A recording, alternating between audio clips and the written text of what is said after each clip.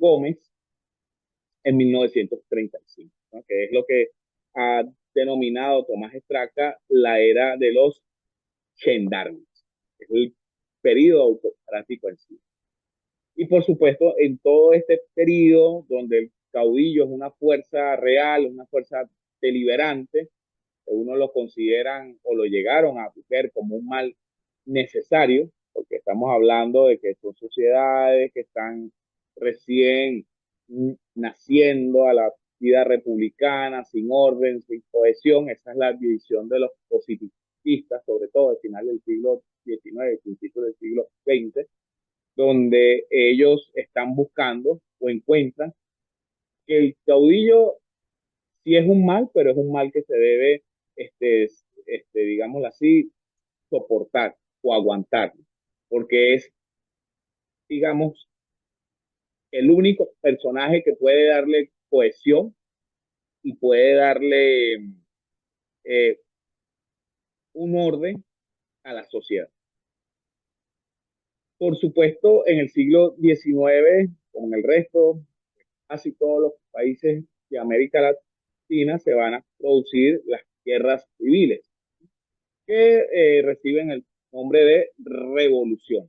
No hablar de revoluciones en el siglo XIX en América Latina se refiere a eso, al alzamientos, a guerras civiles que buscan el poder y que por supuesto tienen, no en todos los casos, pero sí en algunos tienen un proyecto, tienen una bandería, este, o tienen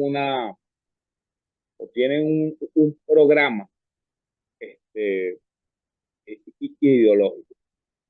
Por ejemplo, en nuestro país, la mayoría de las rebeliones eran de carácter regional. Es decir, por ejemplo, la Guerra Federal, que fue la más larga, la más extensa, la más sangrienta de todas las guerras civiles del siglo XIX, no fue una revolución o no fue un alzamiento general, es decir, no abarcó todo el país. Un alzamiento que abarcó los llanos occidentales, Ure, Barinas, los llanos centrales, el occidente del país, Oro, Barquisimeto, Yaracuy, y parte del centro. Pero, por ejemplo, Guayana o la provincia de Guayana no fue afectada. Los Andes tampoco fue afectado.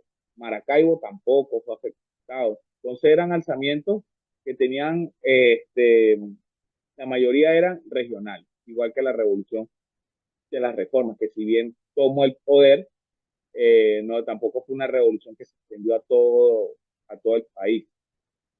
Y dentro de esas rebeliones o alzamientos, la mayoría de ellos se daban por descontento de la propia población. Estamos hablando que la independencia en Venezuela no cumplió las expectativas de toda la población.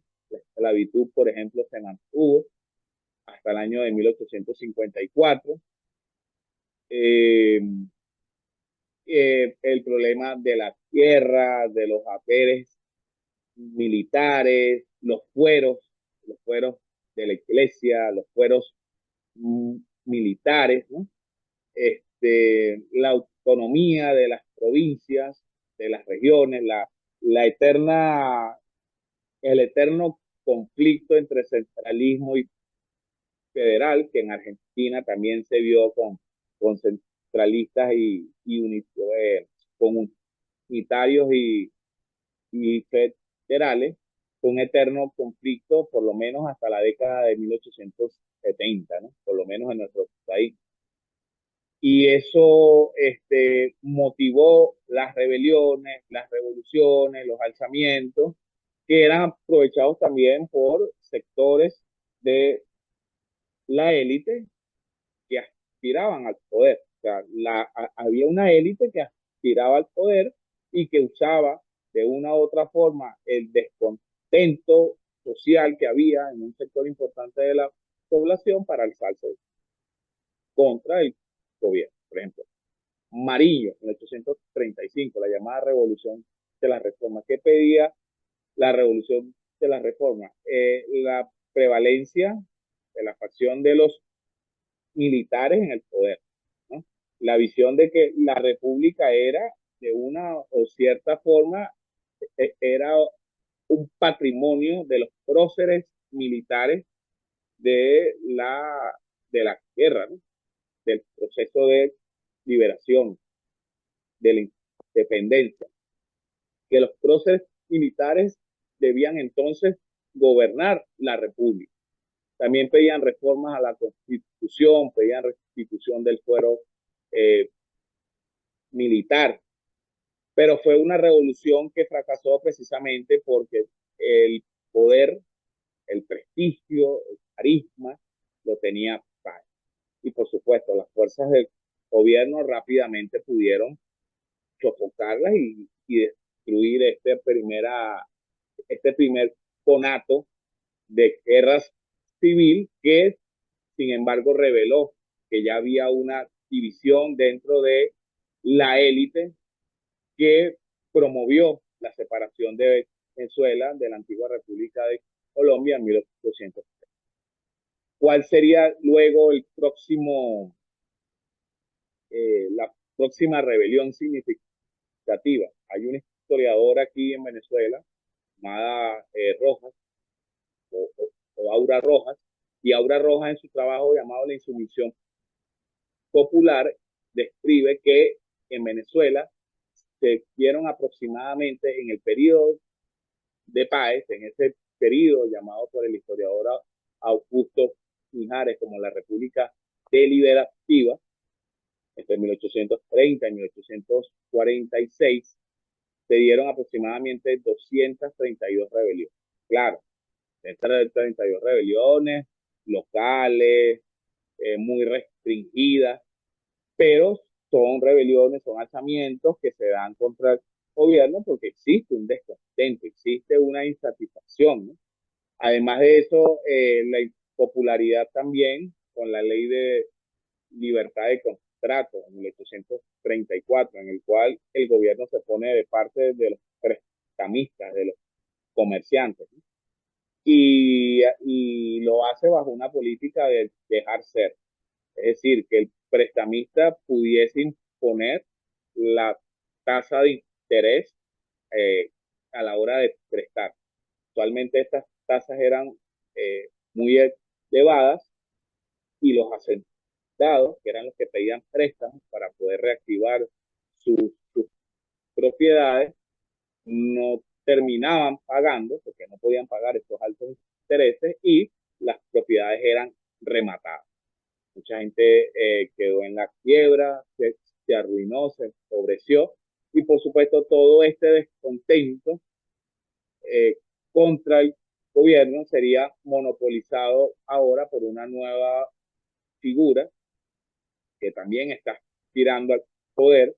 En 1840 funda el Partido Liberal, que es Antonio Leocadio Guzmán. Antonio Leocadio Guzmán, que fue una figura, bueno, el padre de uno de los grandes caudillos que tuvo el siglo XIX venezolano, que es Antonio Guzmán Blanco, ¿no? El llamado industria americana, o también como otros lo han llamado el autócrata civilizador. Pero Antonio Leocadio fue un político, estuvo con Páez, después con los Monagas, después con Falcón, o sea, fue un político que se movió en función del bando que estaba en el poder, pero que en 1840 ya tenía una clara intención de aspirar al poder. Funda un partido, en este partido va concentrando el descontento de los asentados y en 1846 se lanza a la presidencia. El gobierno comienza a buscar mecanismos para de una u otra manera desarticularlo electoralmente y sus partidarios salen a la rebelión. Está la famosa rebelión campesina de 1846, donde surgieron dos personajes o un personaje que también tenía o que tendría posteriormente una impronta muy importante, sobre todo en la guerra federal, que es Zamora, que es Ezequiel Zamora.